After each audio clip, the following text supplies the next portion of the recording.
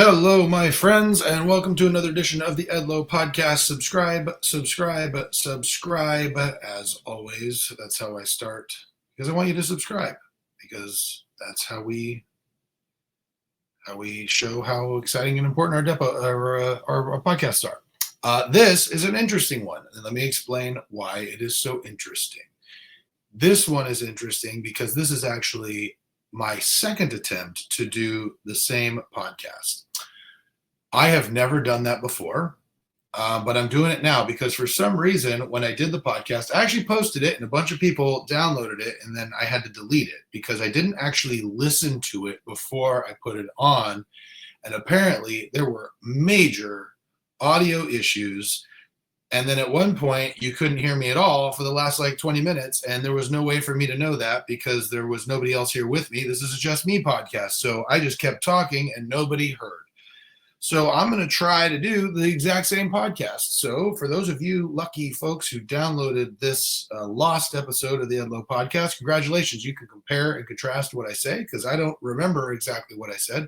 But I'm going to try to go through the same questions and the same topic because this topic is super important to me. So if you may recall, I specifically wanted to post a topic, and real quick, just so everybody here knows, because I don't know how many people know this or how many people follow, but on my social media, before I do a Just Me podcast, I have started doing a topic for listeners to answer, like some sort of question or something that's been on my mind. And this one was really interesting because last Just Me, I did a little segment about what I consider to be fake dads, in quotes.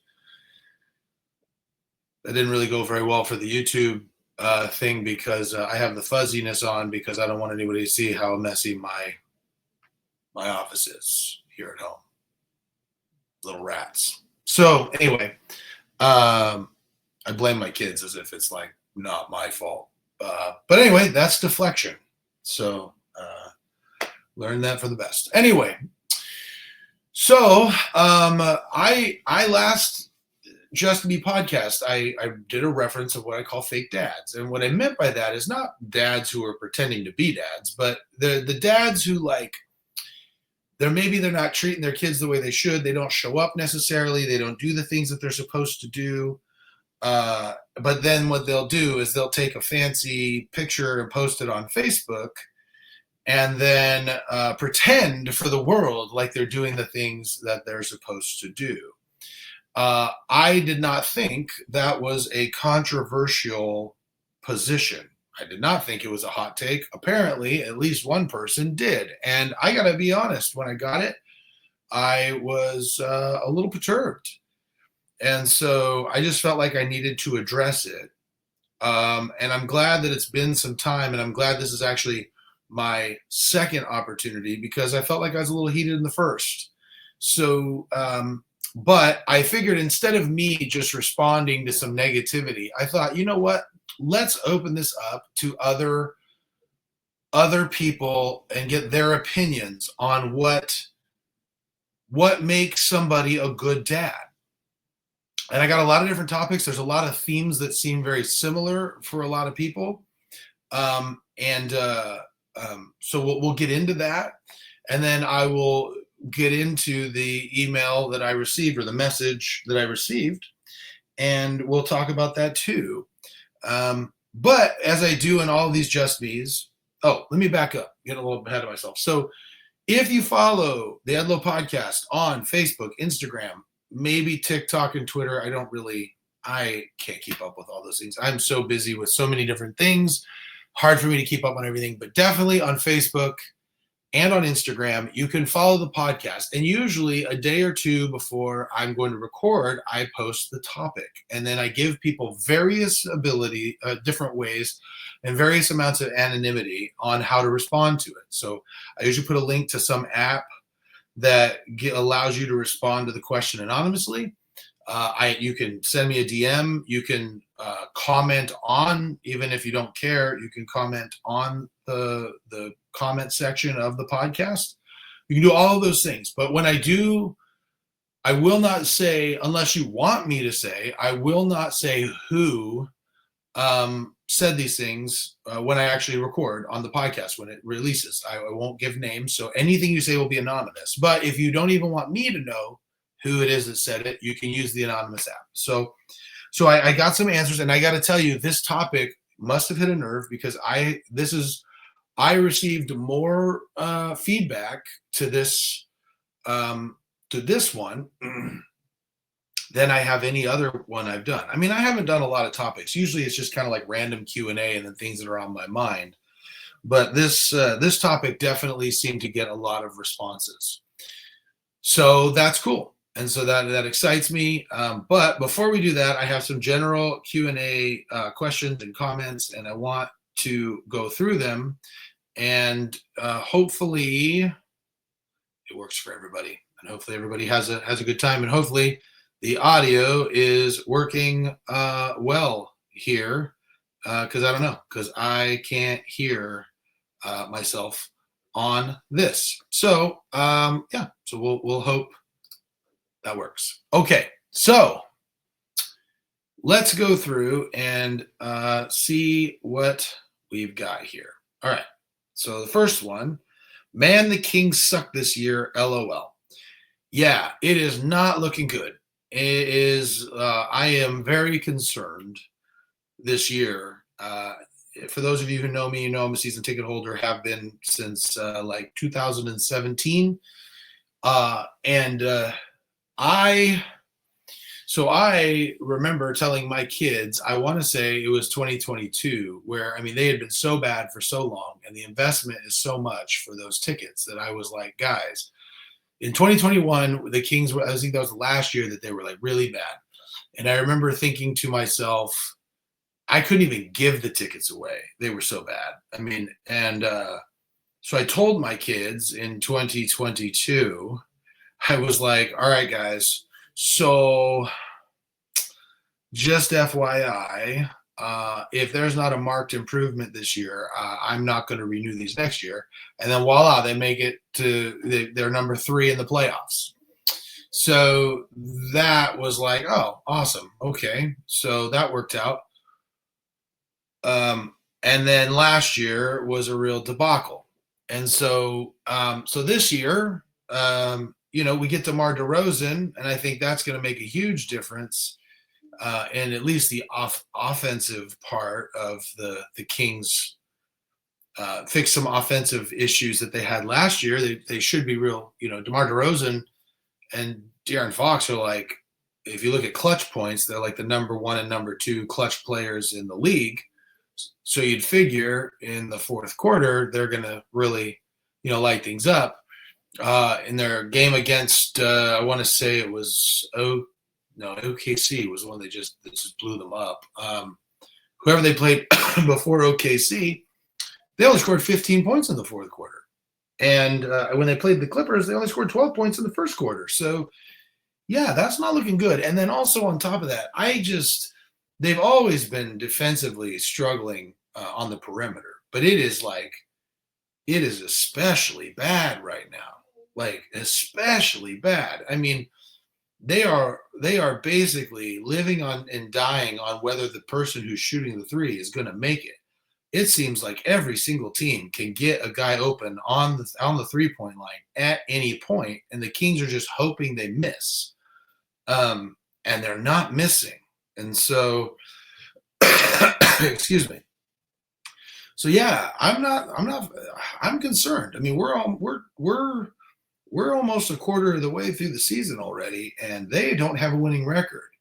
Now, the West is real close. I mean, the records are not, it's not like the East where there's like 3 teams that are above 500 and everybody isn't, and there's 3 teams that are just super dominant. Everybody, they can go on a 5-game winning streak and jump up to 5th, but it's not looking pretty. So let's hope they turn it around. And they could, on paper, the roster is pretty awesome. So we'll just see. We'll see how it goes. All right. why didn't you get a Cybertruck? I think Cybertrucks look stupid. I don't like them. They just look weird. And I'm not really into the electric car thing. So, I like the sound of a rumbling gas engine. I like my black Ford F-150 Raptor. I like my Cobra. I just like gas-powered vehicles. And maybe that makes me a bad environmentalist or whatever, but it is what it is. And so, but yeah, I just, the Cybertruck, as soon as I saw it, I just was like, I don't even understand it. It's so expensive. So yeah. Also, I need a truck with some towing capacity. The Raptor is not the best, but I do tow a wrestling ring from time to time, and so I do need some tow capacity. The Cybertruck just does not have it. So there you go.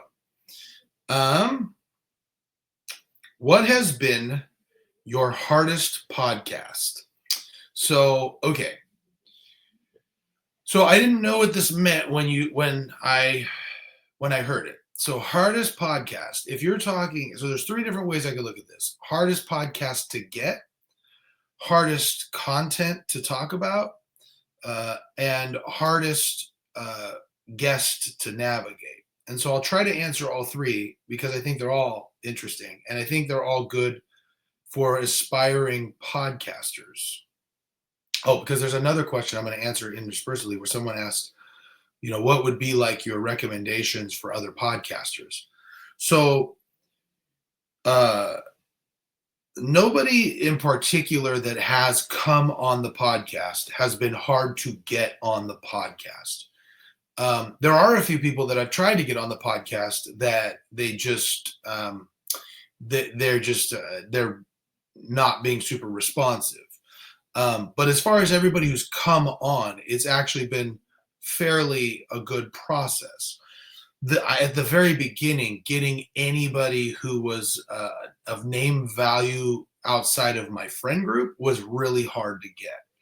So, all of your, so here, this kind of goes part and parcel with people who want to do podcasting and want to have guests on the podcast. So I would start with just getting friends that who you think are interesting, or people within your friend group, people through mutual friends, and get them on the podcast because they're low-hanging fruit and they want to come on and have fun and they want to support you. And get a few under your belt because, first of all, when you start podcasting, I think I have a little bit of a leg up because I depose people and question witnesses for a living. It's much different interviewing someone for a podcast than deposing somebody. But it does give me a leg up because I'm used to asking questions. But you are not good at podcasting for a while. I think it was probably at least 20 episodes before I really felt like I didn't need like an outline or anything like that and felt more comfortable doing it. And really it was like 50 before I really felt like I got the hang of it. I've done like 150 something now.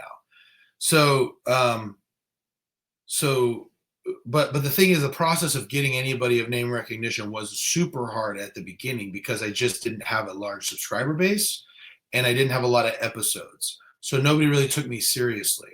So the way that I treated it was I treated it like I treated my law school applications when I was applying to law school.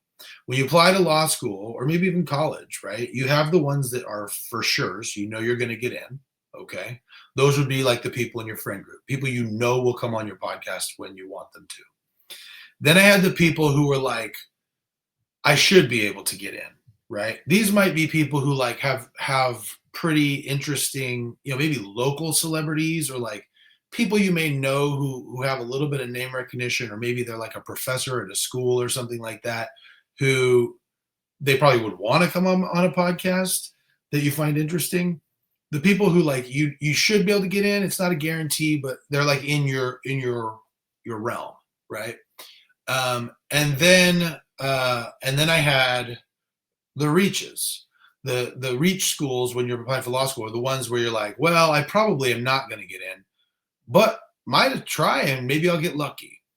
And so that is what I did. I had a lot of people who I knew I could get in. And then I had a few people that I'm like, I'm an alumni at Sac State and I did go the government major. And these are professors in the government major. So that might be an in. So let's do that, that kind of thing. And then I started hitting up celebrities. And it's not like I'm hitting up Sylvester Stallone or like Chris Pratt. We're talking like celebrities from the 80s and 90s who haven't been doing a lot. People who are kind of like D-list celebrities, maybe TV people, on just things I was interested in. So the first two, and the way I looked at it was, this is how it kind of worked out for me. For every 10 reaches, 5 didn't respond at all. This is at the beginning. 4 said no, or said maybe when you're a little bit more established. And then 1 said yes. And the first one was Sean Kanan from Cobra Kai, who plays Mike Barnes and was in Karate Kid 3. And once I got the ball rolling, he was very easy to work with. But I had to send a lot of messages out to people before I got him to come on. The other one was Stephen Chiodo, the director of Killer Clowns from Outer Space. He did all the animation for the North Pole and Elf, and Large Marge for Pee-wee's Big Adventure, and did all the stuff for Team America World Police. A lot of cool movies. And they both said yes. And those were the first 2 like kind of celebrity people that I talked to. And man, they were both so gracious and so awesome. I absolutely loved them both. And that really got my ball rolling. Now I'm at 150 episodes, and I've had, once I started getting some of those people in there, and people could look at my, they could go on my podcast list, they could go on my YouTube or my Apple Podcast, list of episodes, and they can see who I have coming on. That was great, right? Like that. Then now it's easier. So then once I got Sean Kanan and Stephen Chiodo, that kind of level of celebrity kind of became the people of I should be able to get. Also, because I'm so connected in the wrestling community, it started getting real easy to get, a friend knew a friend who knew Tito Santana, right? And then he came on, or like, and so then as I built that, I could say, hey, especially in the wrestling community, I had like Tito Santana and Abdullah the Butcher and a few other guys that were old yesteryear names. And then it was like, oh, I got Jake Roberts. I got Jake the Snake. Oh, I got Eric Bischoff. And then it became real easy. And then same with the celebrities. It was like, oh, I got Tom Arnold, right? Oh, I got Tim O'Hurley, right? Or John O'Hurley, rather, from Family Feud and from Seinfeld. Robert Schaefer from The Office, right? Who played Bob Vance. I mean, and then I became friends with these people. Like, they contact me, and we actually have kept communication with them. And now that's, and so now it's become easier. So it's just, but it is a war of attrition. It takes a long time. I'm 150 episodes deep now, so it's a lot easier now than it was. Now, that's a long way on the hardest one to get. The other thing, and real quick before I go on to the other 2 parts of the hardest thing, the other are the hardest ones. The other thing I would recommend for other new podcasters is you could spend forever trying to figure out how to make your podcast great, or how to, what your podcast should be named, and what your theme should be, what topics you should address. Do I have a cool logo? I did all of that. I thought for years about doing this. I was fortunate enough to do another kind of YouTube show with a friend, Saints on Cinema, now defunct. that kind of got me used to the idea and how to put it all together. But I thought about doing this for a long time, and then I had a friend, Jake Ballantyne. He's actually been on the podcast, who's a motivational speaker, and he's like, "You could think all day, just do it. You'll figure it out as you're going." And that's what I did. And so and it's been successful. Like I go, you know what, I'm just gonna go and I'm just gonna ask questions and see how I do, and then we'll just figure it out as we go. And I've fallen into this now. I think probably realistically, if I had stuck to a topic, if I had just made it like a wrestling podcast or a mental health podcast or a religion podcast or whatever, I probably would have grown faster and I probably would be growing faster. But for me, that is not what I want this podcast to be. I don't want it to be a Mormon podcast or a wrestling podcast. I want it to be whatever I want it to be. I just want to talk to cool people.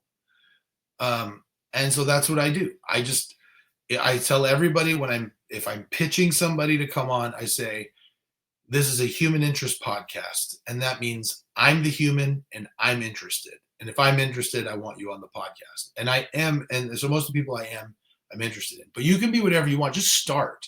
It doesn't take a lot to start. And if anybody is here starting a podcast, just hit me up. I'll tell you all about it and how it works. Okay.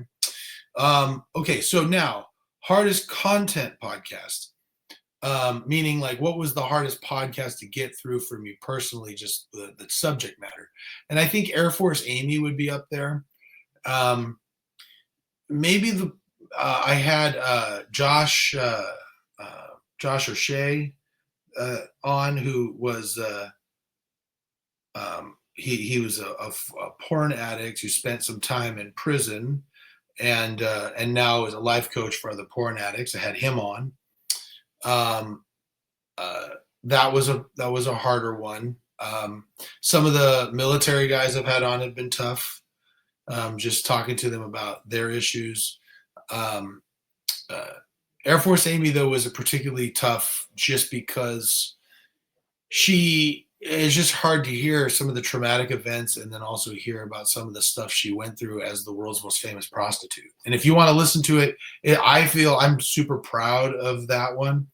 And another one that I'm really proud of is the one I did with Sonny Smith, who is a transgender Mormon who transitioned from male to female and then detransitioned back to male. And hearing his experience was incredibly tough for me to follow and hear, just because I love him so much. Such a good kid, and to hear the struggles that he's gone through, it was a really good one too. So there's a lot of them back there. If you want to go back and look, I have a lot of really cool podcasts that you can listen to.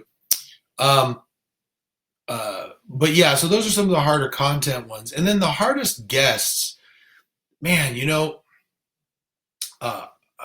I hate to say this because I really have actually, I've not had a guest on that I didn't like. So I say this with like Sabu was like one of the coolest guys. He has a really good heart, but man, like the nervous energy. I just did this podcast. It's the last one I did before this one.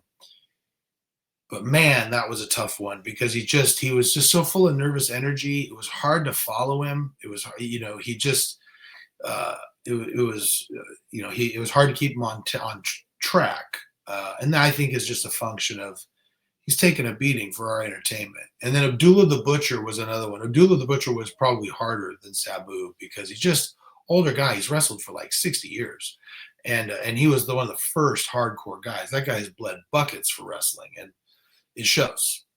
And also, he just had some learning disabilities, didn't know how to read, things like that really, he struggled with. And so those were some of the harder ones to just kind of keep in control. But yeah, so that's a lot on podcasting. I hope that helps you guys if you're looking to go out there and do it. More power to you. And okay, so do you have a favorite donut or pizza? So I thought that was interesting, donut or pizza, because those are two very different things, but I do. So my favorite kind of donut, if you're talking about kind of donut, I like maple old fashioned donuts and I like apple fritters. And so those are really good. As far as places to get a donut, I like BJ Cinnamons in Folsom. It's probably my favorite place in the Folsom area. Some people like Ducky's. I'm not a big fan. Um, and then in Carmichael, I love Family Donuts. Family Donuts is probably my favorite place in Carmichael. I've been going there since I was 12 years old. Just an awesome, awesome donut spot.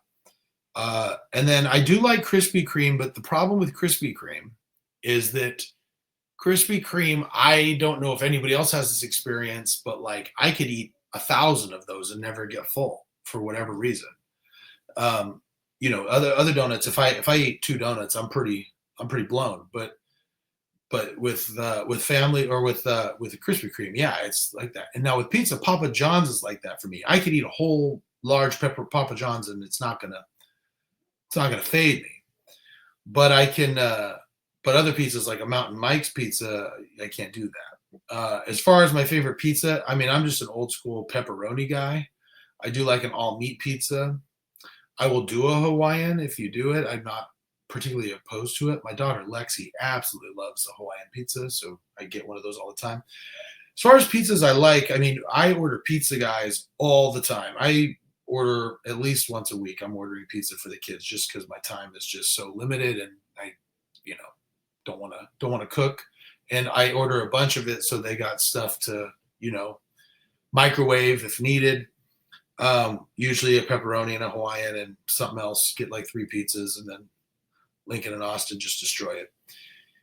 But my favorite pizza place of all time is Mark and Monica's in Carmichael. It's so good. It's just a one-stop shop. I think they had a second one at some point, but I know the one in Carmichael is like their main place, and it's just fantastic.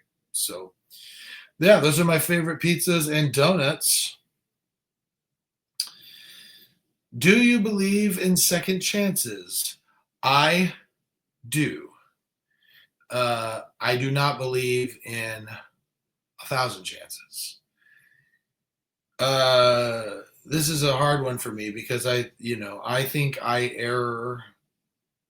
I know I err on giving more chances than probably most people do, and that might be a personal boundary issue, or maybe a self-esteem issue. But I do tend to give more chances. I think if I'm going to err, I want to err on the side of forgiveness.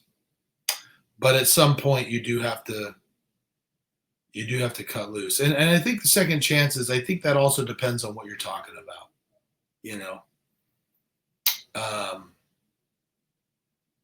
So yeah, I hope that answers that question. Are you ever going to wrestle again? Probably. I'm sure I will. I've been taking a bit of a hiatus for personal reasons, and I still like going and watching, and I support all my friends, and I talk to them constantly. I'm not so great at responding to all of their reels. So these people, I'm like, how are you on the phone all the time? Yeah, I mean, I love my wrestling brothers and sisters so much, and I can't wait to get back out there. But I just, like I said, there's been some stuff that I haven't been able to do that. So there we go. But yeah, someday, and I'm sure I'll announce it on here when I do it, or maybe I'll just show up. I don't know. Okay, let's see. I'm taking these a little out of order. Let's see. Do I have, let's see. Do you think it's more fun to be a boy dad or a girl dad? You, sir, are trying to get me in trouble, or lady, you are trying to get me in trouble with my kids. I like both for different reasons. I think I am easier to, I think I understand boys easier than I understand girls, simply by, being one. Um, but I think I understand the psyche, and I think I do much better with relating to my boys. Um, but I do enjoy being a girl dad too. Uh, like I said, being a boy dad is cool because I get to do all the cool, fun stuff that I would look weird doing without a kid, right? Like, I can't go to Chuck E. Cheese without kids. They don't let you in, right? Uh, but so with the boys, it's cool to I luckily have like pretty similar interests to my boys for the most part. They like live music, they like basketball, they like sports, they like funny movies, they like Avengers and all of that. So, they like all the comic book stuff, they like horror movies. So it's like it's easy for me with them because I get to participate in things I would want to do anyway. So that's fun.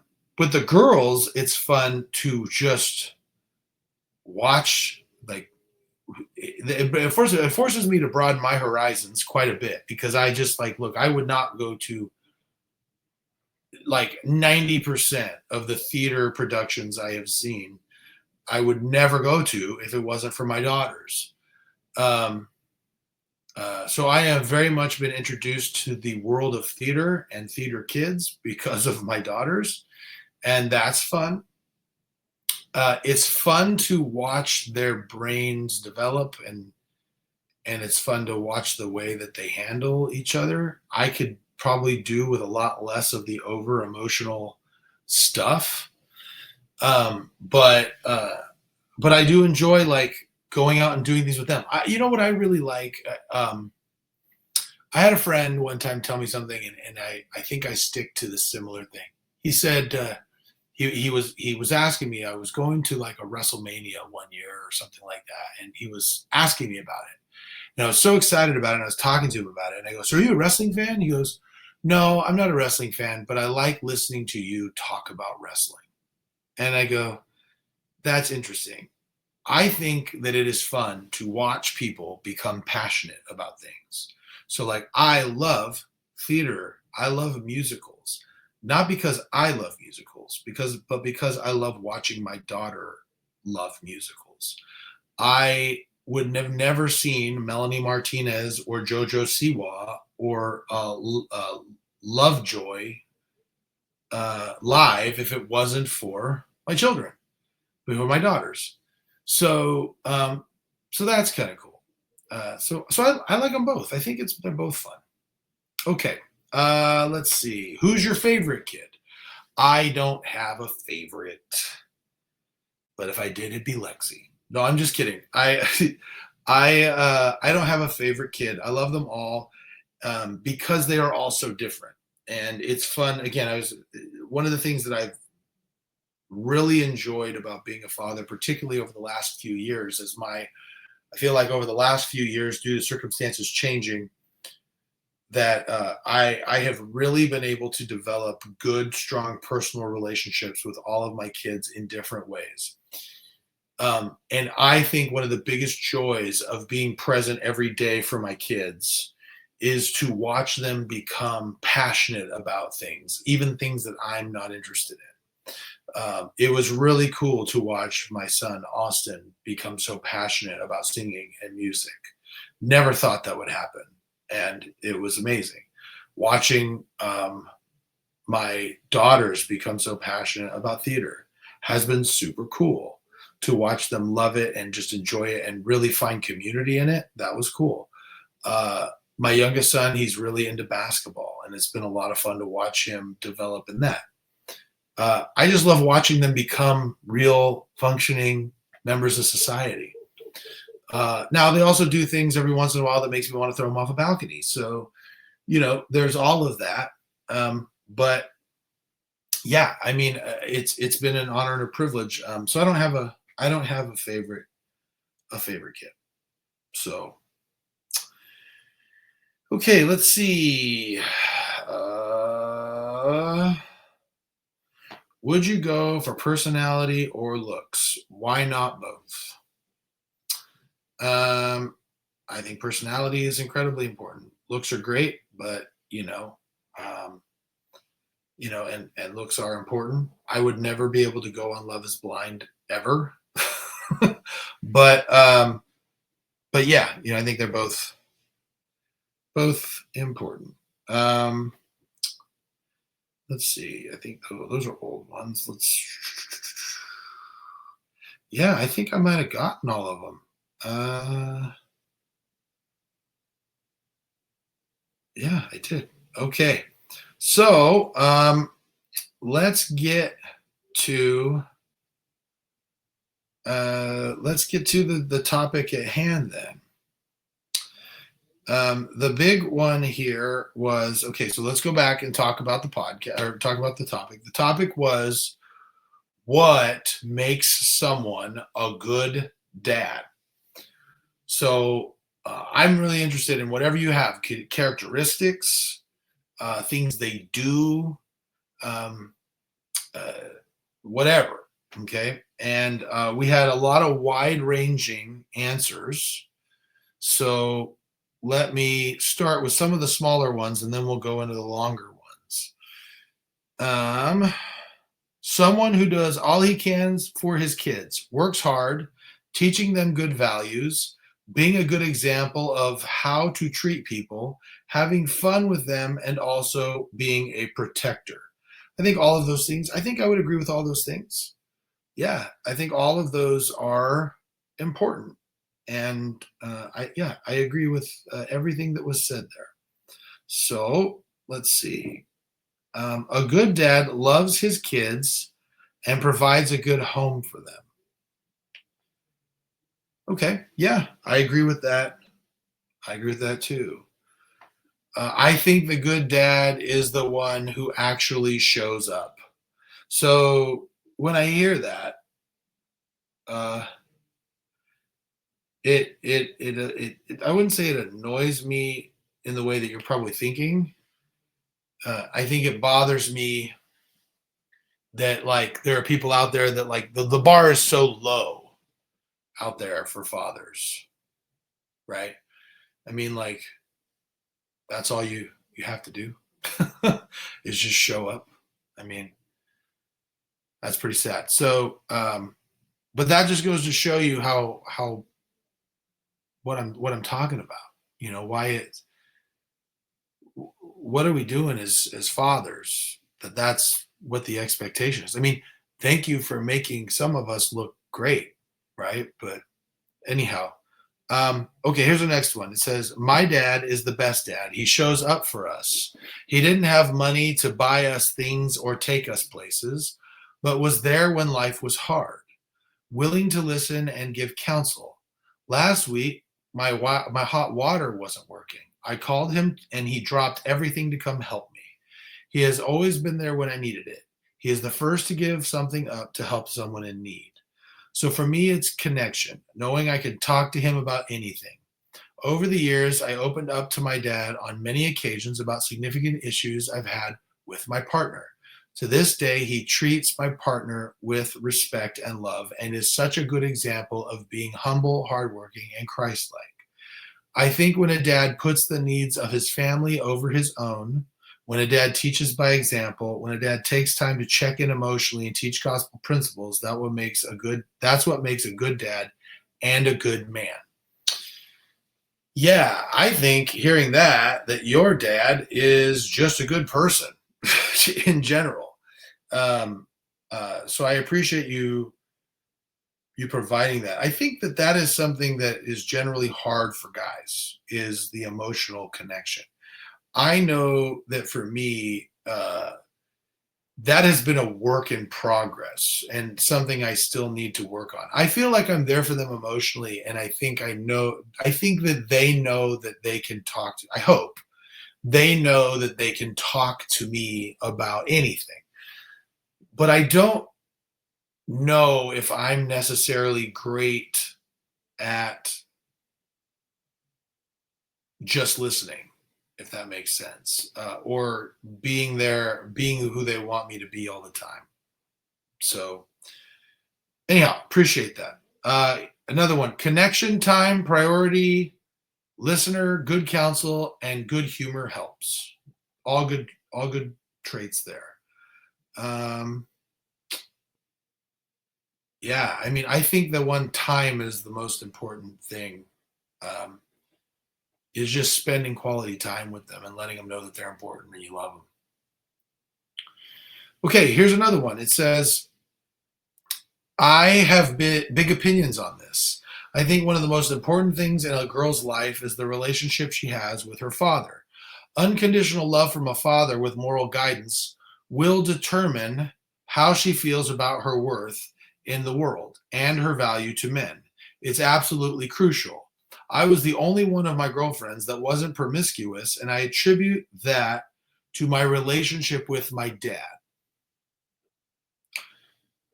I am curious about the connection you make there between the relationship with your dad and promiscuousness. Um, I'm wondering what the correlation is there.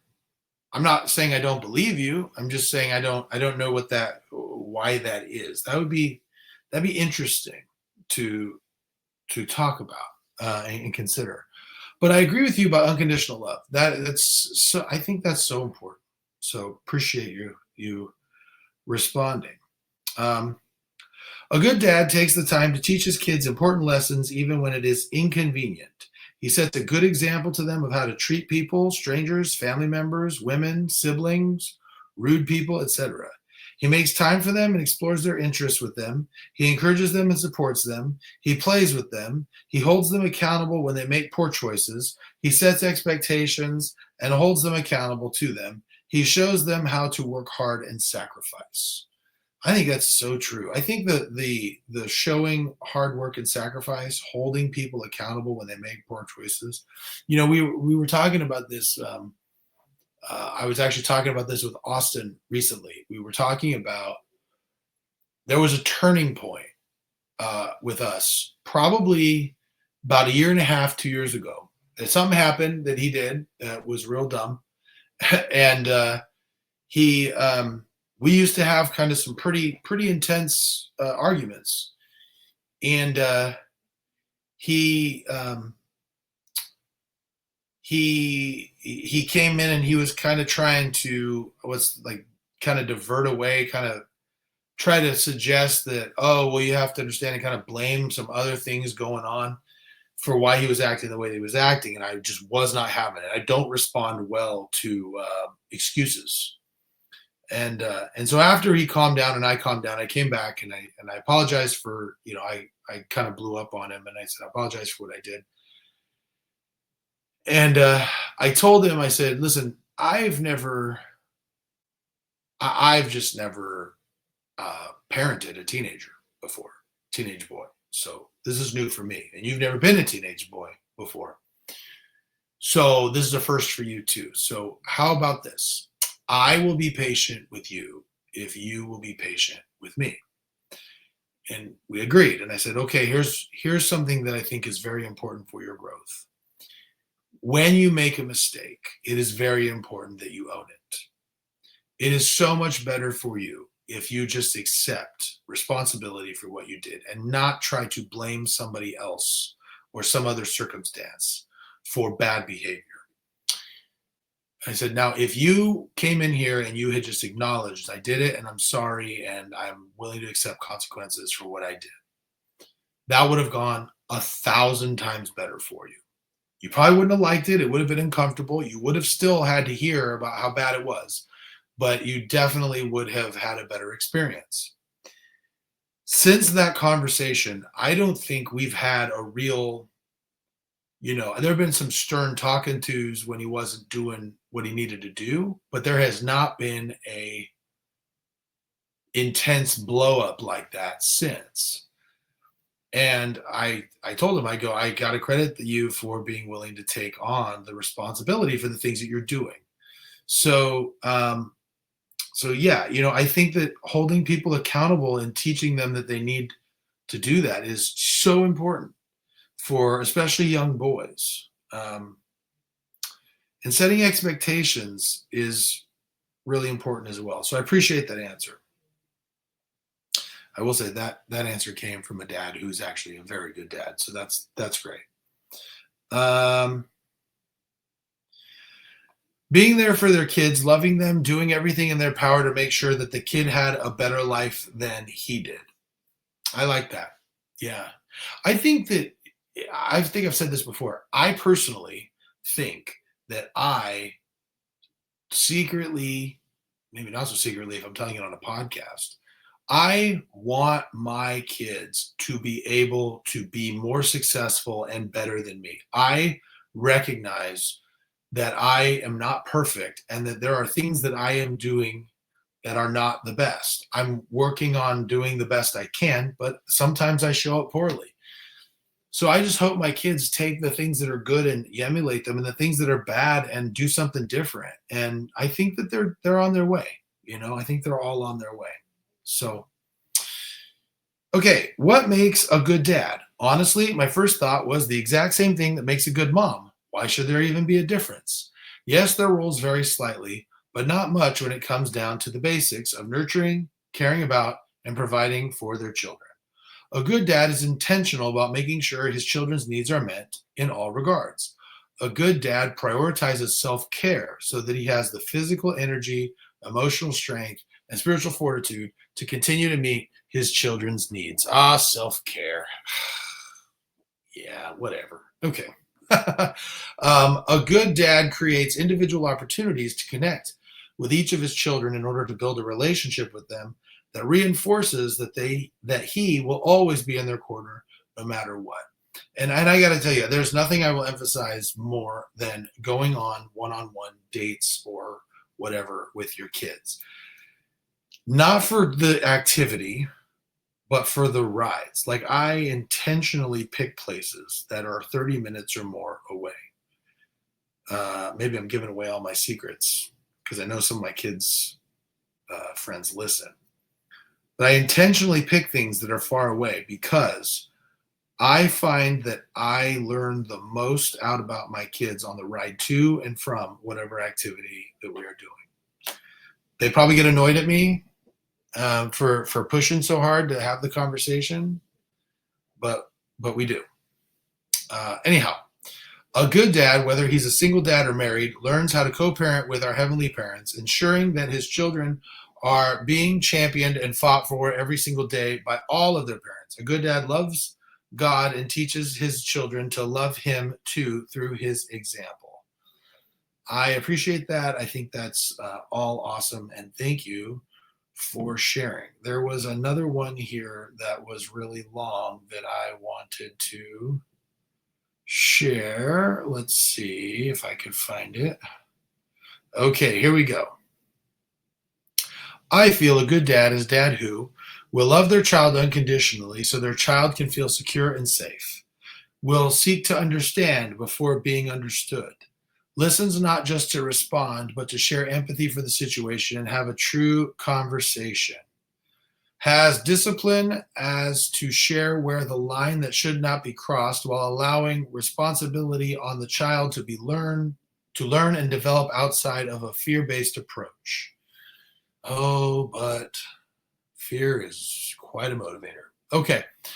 Is an example of how to treat others and how to work hard and not shoving gender roles, but expressing all around life skills, because if their child grows up and decides to live on their own, they need to learn to cook, clean, work, budget, invest, pay bills, so forth. I agree with that. Takes time to teach with patience, has a deep understanding that each child is different and can't treat each child the same and expect the same results. People are unique and that should be respected. Okay. That is actually the most fascinating thing in my mind about being a parent, is that all four of my kids, I have to parent differently. I can't go at Austin the way I go at Lexi, and the way I go to Lincoln, the way I go to Piper. I have to tailor each one of them. And I'm not great at it, but I try to make sure I tailor. So that's actually really a good point. Offers opportunities for growth emotionally, spiritually, physically, and mentally. Is vulnerable and shares his flaws and apologizes. Communicates with how he plans to handle and work on himself so kids know perfection isn't expected, nor is it normal. No one is perfect. Puts in quality time and is present. Is supportive and encourages while also balances real life scenarios. Is open-minded and flexible to allow the child to be their true authentic self, and knowing that means they might not agree with everything dad believes. So this is one thing that I feel like I've done. I personally have tried to do with my kids. So my kids, they, because of their friend groups and their experiences, have wildly different views on life, politics, social issues. And that sometimes creates some arguments within the house. And I let those arguments go. And some of my kids like that more than others. But what I tell them all is I say, listen, as long as nobody's being disrespectful, I think these are important conversations to have. I don't care where you fall on the political or social justice spectrum or anything else. I don't really care as long as you are prepared and can defend where you're coming from. So that's that. So I think being open-minded and understanding that they may not believe the same as you is important, but I do think it's also incumbent on a parent to ferret out bad ideas and debate, not necessarily debate or make them feel like they're wrong, but try to help them see. I think the way that arguments become I think arguments should be tested against the best counter arguments in every facet of life. So that's how I handle my kids, and we'll see. I don't know. We'll see how it works out. You can have fun with a dad who you can have fun with and allows the child to have hope and believe in laughter and enjoyable moments. I feel all these qualities make a great parent. I feel mothers should also have these qualities. I don't think they are necessarily just for a dad, but important for any parent. It's a parent's job to raise an adult for the rest of the world to interact with, as well as your child will have to know how to live without you someday. I feel my list gives the parent an opportunity to raise a decent human who has the basic needs down, and the child can find their niche of things they enjoy and hopefully have a better life than the previous generation. I like that. That's really, really good. That was a long and exhaustive list, and I appreciated it very much. It was great to see. Okay. This person says, I've written 3 different drafts. Your children should know that others should be scared of you, but not them. Okay. They know they can come to you honestly and that you will guide them through the challenge. And it says, from spiders to crackheads, my kids have seen me fight monsters for them. And while I may make them uncomfortable to correct behavior at home, I would never put them in danger. Okay. That's interesting. I think it's a fine line between making them uncomfortable and being mean to them. And that is not me judging by any means, because I've probably gone over that spectrum more often than I would like to admit. But regardless, I like what you were saying. So thank you for that. Okay. I think that is all the positive responses on this deal. Now, with that, let me get to this wonderful friendly message. And this came not too long after I did my last Just Me podcast, so bear with me. Dear Josh, I listened to your last podcast, and I have to tell you, you really struck a chord with this one. Who are you to judge anyone on their fatherhood skills? Who are you to tell me or anyone else that we aren't doing good enough? Or accuse someone of only doing stuff to take pictures online? You take more pics of your kids and put them online than anyone. You act like you aren't, his quotes, judging anyone, but yet you stand on some high horse and thumb your nose at others who maybe don't have as much money as you or as much time as you with your kids. It's really unfair. So maybe next time you can really think about who you are talking to when you say the things that you say. I am sick and tired of all the judgment on dads who maybe can't show up or don't have it in them. So first of all, I didn't say anything about money ever. I've had just as much fun with my kids spending no money as I have spending lots of money. So, um, so there's that. I also didn't name drop anyone at all. I never suggested that it was anyone specific.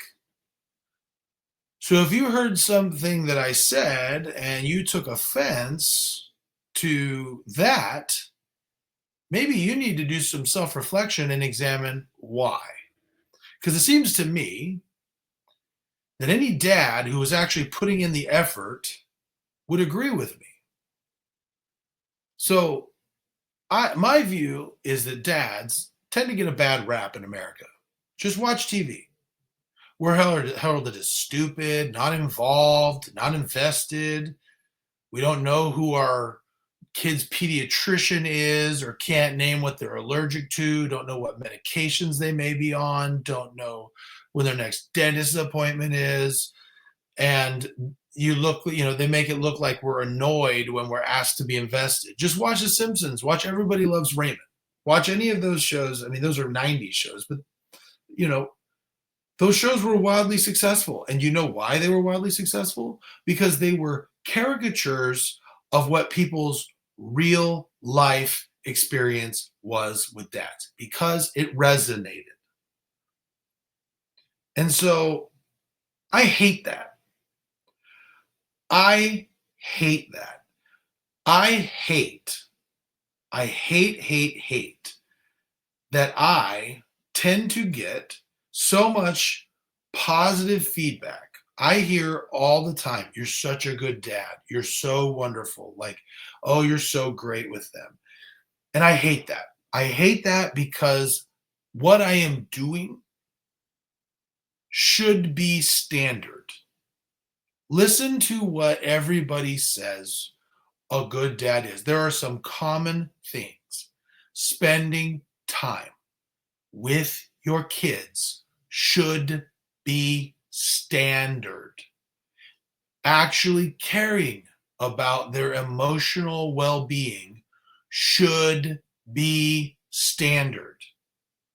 Actually figuring out what they're struggling with and trying to motivate them should be standard. Actually doing fun things they want to do should be standard. It should be standard. Listen to all of the people, men and women. They've all the things you've heard. They all agree that you should set expectations, motivate them, be there for them, spend time with them, show them skills, do all of these things. They should be standard. And you want to talk about you know what you want to talk about my social media presence? Let me tell you some of the stuff that I do that doesn't show up on Facebook or Instagram. Like sleeping on an uncomfortable couch with my son instead of my bed, just so he can feel important. We have sleepovers on the couch, like a lot. Okay, one-on-one dates, hours long conversations with my kids about their struggles, their fears, things that inspire them, things that they're worried about. Encouraging them to have an internal perspective and be willing to delay gratification. And so, yeah, every once in a while, excuse me, every once in a while, there's a breakfast video. Every once in a while, there's going to be Facebook photos of cool vacations or trips we took or dates we did. And those are really more because I view my Facebook as an online journal, because I like every once in a while being able to hit the memory button and being able to look on a bad day and remember a day that was fun with my kids and remind myself of a good time. That is what I do. Okay. Most of what I do here for my kids never shows up on Instagram or Facebook. Now, I don't know who you are. I don't know what your situation is. Maybe you are busier than me. I highly doubt it. Okay, but maybe you are. So maybe you can't show up. Maybe that's true. Maybe you just can't. Okay, maybe that's true. Or maybe maybe you're getting a little twisted because it resonates with you, because deep down that you know that you are exactly the dad I'm talking about. The one who sees someone like me or Mike Rain or Rafael Palma or a number of guys that I know who are really trying. And you see us post pictures of us with our kids. Okay? And getting positive feedback. And then you mimic that once or twice. And you to try to convince the world that you're a dad that you aren't. Because if you're not doing all that stuff that doesn't show up on Facebook and Instagram, you are exactly who I'm talking about. Okay? So I don't know if that's you, but you do. You know if that's you. And if you are, go screw yourself. Because in my mind, you posting that picture on Facebook and getting all those comments is stolen valor. You're the kind of dad that gives the rest of us a bad name. You're the kind of dad who looks at my photos, and because you're not doing what's right, you think I'm also not doing what's right. But the thing is I am. I am putting my kids ahead of me more than I probably should. I put their feelings and their beliefs and their importance above my own, sometimes to my detriment. And you know what? I think that's okay. Okay. And so, I hope that I'm wrong. I hope that I'm wrong. I hope that I have completely misjudged you and that your kids have a healthy relationship with you and that things are great. Okay. But if they're not, do better. Do better. Now, that was a lot. And I appreciate you guys listening. And for those of you, just so you know, those of you who are doing the things, I applaud you because I know this is not easy. This is not easy. You can read all the parenting books in the world. Boots on the ground. Sometimes I feel like I am making 1,000 life-altering decisions every single day. And doing it in real time. It's very easy. It's very easy for someone to come in after the fact and Monday morning quarterback all the things that you're doing. It really is. But those of you who are in there in the moment and doing these things and dealing with them and trying to be healthy and trying to keep your kids together and trying to keep them on the straight and narrow, I cannot emphasize how proud I am of you for doing that. I really can't. And so, with that, I appreciate everybody who's on here, following me, helping me out. I got some more exciting stuff to come. I say all these things, and I want to make it. I want to kind of make I don't know. Maybe I was a little too harsh. But I want people to know about me that I'm doing the very best with what I have been given. And unfortunately, I understand that the best isn't always up to snuff. I fail constantly and I can't stand it. I try really hard to leave a positive impact on every interaction, relationship, person I come into contact with. I really do. And this interaction I had probably was not a good example of that. So I know it doesn't always work out that way. My demeanor is not always the best. My actions are not always pure. There are times when I let my emotions get the better of me and I say or do something I regret. And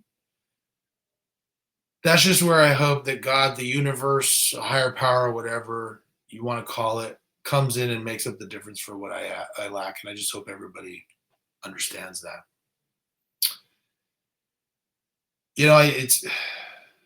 It's been a rough go. 2024 has been yet another one that's been a rough one. And sometimes this is going to be kind of more for the Mormons than anybody else, but like, uh, sometimes, we've all heard, if you're a member of the church, there's this vision that a prophet named Nephi had and Lehi had, with two prophets about what they call the tree of life. And they describe this thing. Um, they describe walking along, holding on to this iron rod to help them walk through a mist of darkness that gets them to the tree of life, which gets them to the fruit that is most desirable of everything else, which is, of course, eternal life. Sometimes, man, that mist of darkness is so thick that you're wondering, like, I just sometimes wonder, am I even really holding on to the iron rod? Am I really, like, it's hard to see and know that you're even holding on to the right thing. Uh, and, that's a tough go. It really is. We're all just kind of walking through that mist of darkness. And I just hope you have something that you're holding on to that gets you moving in the right direction. You hear this story about people, not a really story, but like, you've seen them in cartoons where there's like this person or this, character, and they've got like an angel and a devil on their shoulders, and the angel's telling them what they should do, and then the devil's trying to get them to do things that they shouldn't. I think that, is a vision of kind of what we all have going on in our heads. And, I don't know what everyone says to them, but for me, it doesn't really matter so much which one I'm listening to. Like, for me, both of them just end up shouting, it's not enough, you should be better, you know. And unfortunately, I kind of believe that a lot. Or maybe fortunately, I believe that, because I think that belief drives me to try so hard. Um, with my kids, with my job, with my church callings. And I think what's become insanely difficult is that I think that the next success, the next thing, the next achievement, the next milestone, will finally be it. That I can finally relax, and that I can kind of just feel satisfied and feel the satisfaction. And the problem is, though, is like when I work so hard to impress, or whatever, they're impressed. The people around me are impressed or excited for a moment, but as I continue to perform at that higher level, it just seems like it becomes expected that I will continue to perform at that level. And so then I'm in this like terrible position where if I fall off, I feel like I'm being resented or failing for not continuing. But if I stay at that pace, it seems like people are just asking me to do more. And then I got to push even harder. And that has been going on for as long as I can remember. And it has resulted in me being able to take on a lot. Probably, I would like to think more than most. But the problem is, man, is that sunshine, that satisfaction just hasn't come yet. And at this point, I'm just starting to accept that it probably never will, as exhausting as that sounds. And so maybe that'll come when the day when it's, I'm on my deathbed, and then maybe when I'm laying there, someone will tell me, yeah, you did it. Congratulations. You can rest now, and I'll believe it. But I don't know, probably not. So I guess what all I can do is that whatever gods may be, that they will just take my offering as enough. So that was a long podcast. That's actually longer than the last one. So I appreciate everybody who's followed along. As I said, we've got some really interesting one coming up in December. I always say that, but I do. I have some pretty good ones coming up, including. Well, I won't even share it. We'll see. I've got some interesting ones. Well, I'll just say this. I have a couple. I have one coming up on guilt. I have another one coming up on an interview with one of the most used producers in the history of the porn industry. He's going to come and talk to me about what it's really like to work in the porn industry. So that's going to be interesting. We got a couple other ones that haven't been confirmed yet, but will be really exciting if they happen. So just keep staying tuned. Subscribe if you haven't already. Always great to leave a review on Apple. That's how I get found. Share this along with people who you think might help. It might help. If you like what you heard, like the podcast, or if you have some thoughts, you can comment. And you can always drop me a line. I'm always available. Really appreciate your time. And we will catch you next time. Goodbye.